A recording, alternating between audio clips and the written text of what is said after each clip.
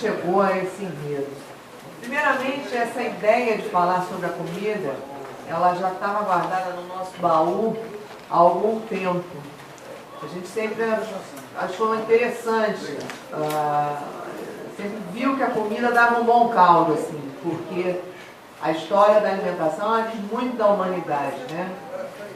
Os alimentos, as especiarias já foram motivos de guerras, enfim, o homem conquistou, chegou aos continentes, foi avançando em campo para dominar, por conta mesmo da busca das especiarias, dessa troca de mercado. Então a gente sempre olhou com bons olhos esse enredo.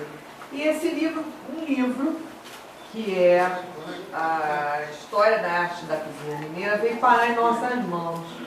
E aí a gente, ao ler o livro, foi exatamente comprovando isso, né? É um livro que ele tem uma tecedura da formação da nossa culinária, né? No caso, lá em Minas, que é uma culinária brasileira, e a história, né? Da origem, no caso de Cerro, uma cidade que foi crescendo por conta da descoberta do ouro e das minerações. Então é um livro saborosíssimo assim, de você folhear, e a gente então compilou esse livro e fizemos a sinopse. A sinopse ela é sucinta, bem ao jeito mineiro de ser, ela não é muito rebuscada nem elaborada, ela é contida, ela tem essa contenção do jeitinho mineiro, porque a gente também acredita que a gente come pelos olhos e pelo cheiro. E isso a gente vai dar um show na avenida, nós com o visual, se Deus quiser, e vocês com o belíssimo samba que há de vir aí. Então acho que esses são os ingredientes principais para que a gente faça bonito na avenida, tá? Então, vou começar. Do fundo do quintal, saberes e sabores na Sapucaí. Os primeiros habitantes. Afastada do litoral, a região do Cerro do Frio, em Minas Gerais, antes da chegada dos colonizadores, era habitada pelos índios botocusos. Tratava-se de uma tribo conhecida pelas enormes argolas enfiadas nos lábios e nos lóbulos da orelha. Da presença indígena, a cozinha mineira herdou muitos elementos como o uso de raízes e brotos, os frutos encontrados no mato, a caça, a pesca, os utensílios, os modos de preparo e tempero dos alimentos, enfim, o aproveitamento dos recursos que a terra dava. Conta uma certa crônica, escrita por um viajante europeu, que os índios dessa região tinham como hábito degustar um verme que vivia no broto da taquara, uma espécie de bambu, por sinal lindo, ele é verde e amarelo. Os nativos faziam com ele uma excelente iguaria parecida com um creme que ressaltava o sabor dos alimentos. Usado de outra forma, o bicho da taquara, como era também conhecido, uma vez seco e triturado em pó, servia como poderoso sonífero. Isso proporcionava longas noites de sono, repletas de sonhos maravilhosos, por terras desconhecidas e exuberantes paisagens, paraísos de cores e sensações inesperadas. Aquele que o consumia era transportado para um mundo imaginário e fascinante. Só que um adentro, os índios transavam muito. E aí eles se exauriam de tanta transa e ficavam esgotados, eles precisavam hibernar. Aí tomavam isso mesmo, era tipo um Rivotril para parar a extração e eles dormirem durante um período. É sério, isso está na história. Já televisão, né? A corrida do ouro.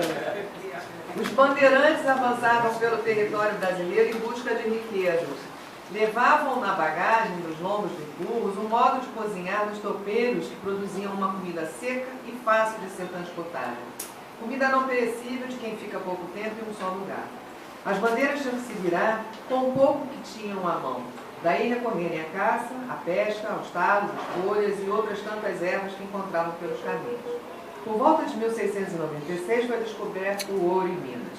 Logo teve início uma corrida desenfreada atrás de seus beios. Esmeraldas e diamantes atraíram gente de toda a parte do Brasil e da Europa. Portugal teve que abrir o olho, mandou fiscais, militares e estabeleceu uma alfândega para evitar o contrabando dos mestrais e pedras preciosas. O ouro já começava com medo. Nesse período, a população cresceu Os pequenos povoados viraram vilas com casas de alvenarias e sobrados de 2 andares que ocuparam o lugar das paróquias de pau a pique.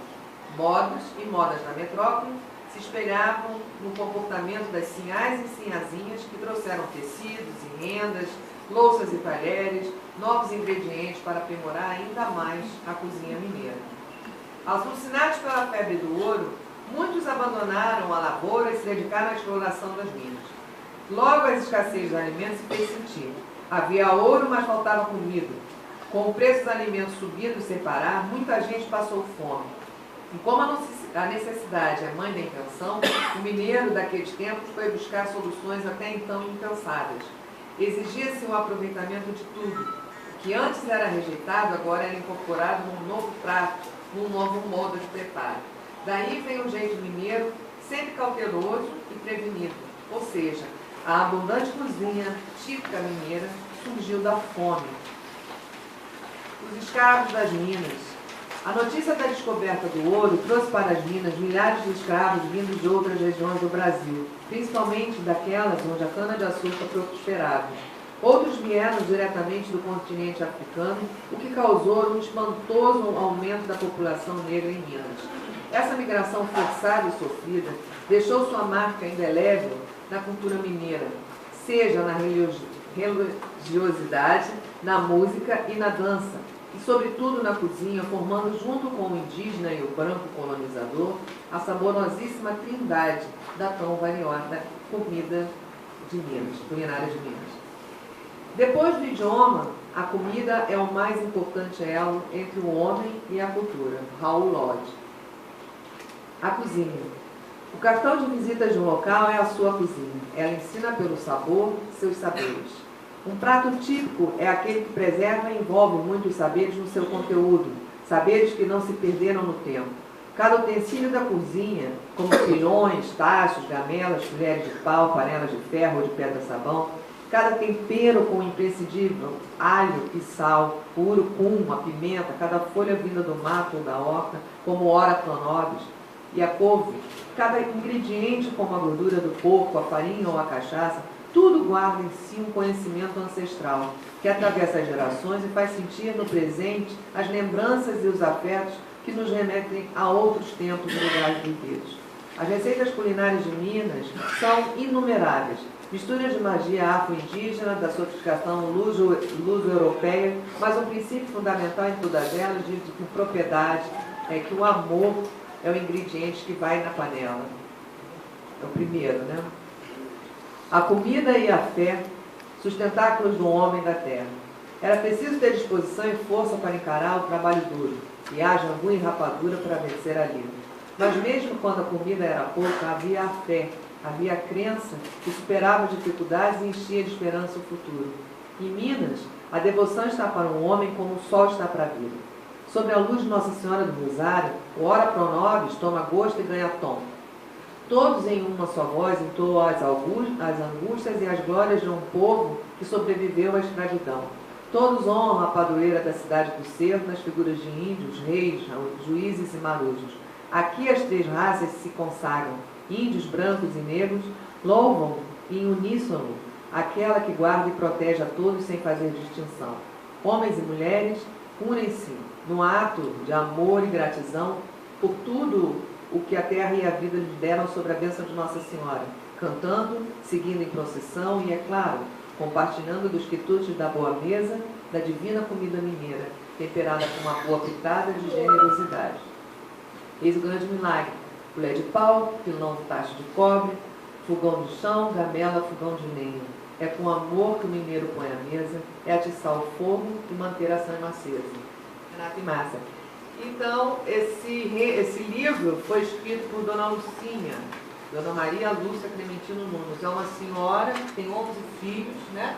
Uma família maravilhosa. Essa generosidade a gente pôde experimentar, que a gente esteve lá realmente. A comida é uma comida super saudável, né?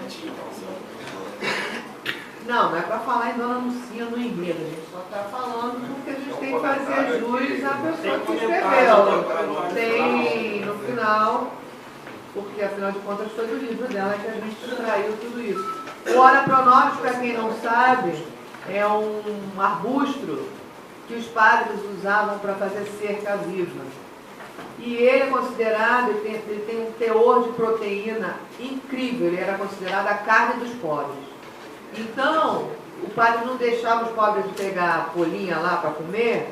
Então, quando o padre ia rezar a missa, o povo ia lá roubar as folhas da tal da cerca dos padres. Por isso esse nome, hora pronome, porque na hora que o padre estava rezando, eles iam lá para pegar o matinho, que é saboroso e até hoje ele é usado como iguaria, né, na culinária, como tempero. E é riquíssimo em proteína.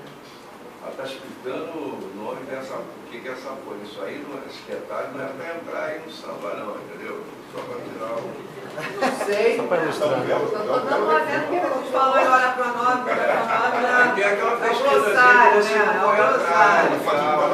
Mas era por conta disso, que na verdade é uma arbusto mesmo que se come, tá? Uma folha.